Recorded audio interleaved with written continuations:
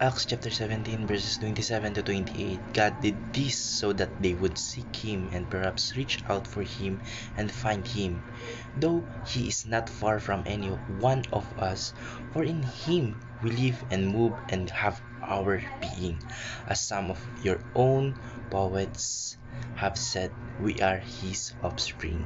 Magandang araw, ang tatalakayin po natin ngayong araw sa ating daily devotion ay ang immanent.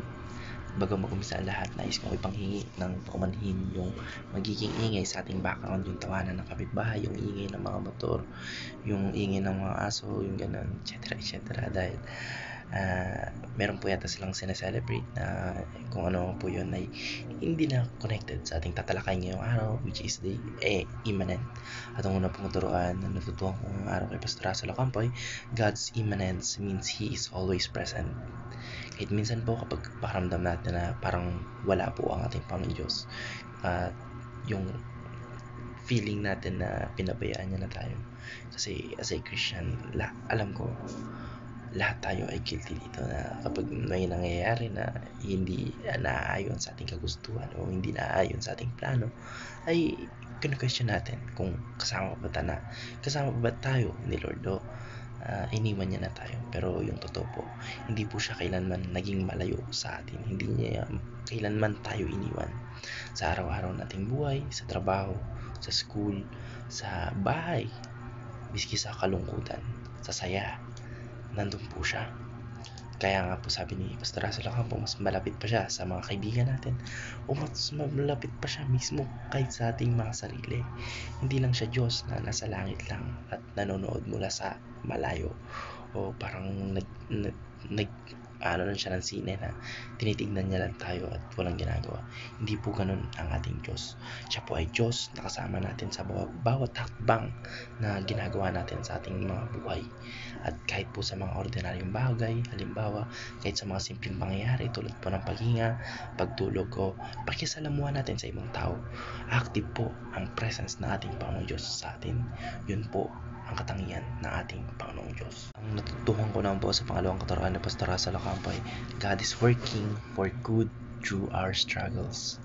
Kapag dumadaan po tayo sa mahirap na sitwasyon tulad po ng heartbreak, yung kabiguan sa trabaho, yung kabiguan sa pag-aaral, mababang grado, problema sa pamilya o problema po sa pagkalito, kadalasan po doon mas nararamdaman po natin yung pangangailangan po natin sa ating Panginoon Diyos. Habang naghaharap tayo sa problema, mas hinahanap natin yung presensya ng ating Panginoon Diyos dahil alam natin na malinaw sa atin yung message niya. God is using even those moments para hanapin natin siya at mas kilalanin natin siya. Ibig sabihin po, sa mga dark stories ng ating mga buhay, maaaring ginagamit lang yun ng ating Panginoon Diyos para we to seek Him more, para mas hanapin natin siya. Sorry sa aking grammar dahil medyo lutang na tayo and it's already 2:18 AM na. So yun, hindi po ibig sabihin na si God yung may gawa ng lahat ng sakit, kahit na pinapahintulutan niya na mangyari sa atin yun. Pero pinapahintulutan niya po yun na mangyari dahil po may mas malalim po siyang layunin para sa ating ikabubuti. Kahit masakit po yung proseso, may assurance po tayo na God is at work at hindi po sayang yung mga luha o hirap na ating sinakripisyo. May ginagawa po ang ating Panginoon Diyos sa ating mga puso. Kung natutuhan ko naman po sa pangatlong katuruan ng Pastor Russell Ocampo ay God invites us to live in communion with Him.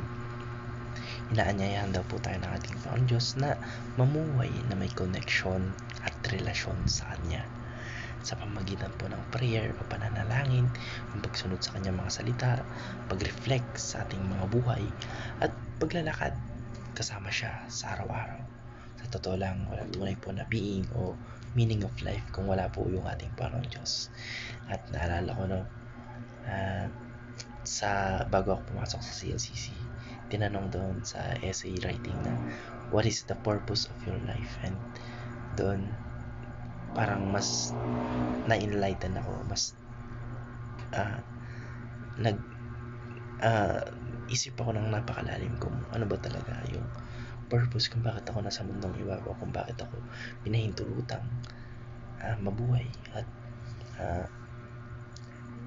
tawag dito, hanapin natin Panginoon Diyos at thank God, glory to God, dahil ngayon alam ko na ang meaning ng aking buhay. Kasi nga po, sabi ni Paul, in Him we live. Ang buhay po natin ay rooted sa ating Panginoon Diyos. At dahil eminent po siya at laging present o omnipresent, hindi po imposible yung communion na yun. Hindi po yun isang ideal na pangarap lang. Ito po ay possible ngayon na mismo. Nais po ng ating Panginoon Diyos na maging totoo at buhay ang relasyon natin sa Kanya. Yun lamang po. Maraming salamat and God bless. Amen.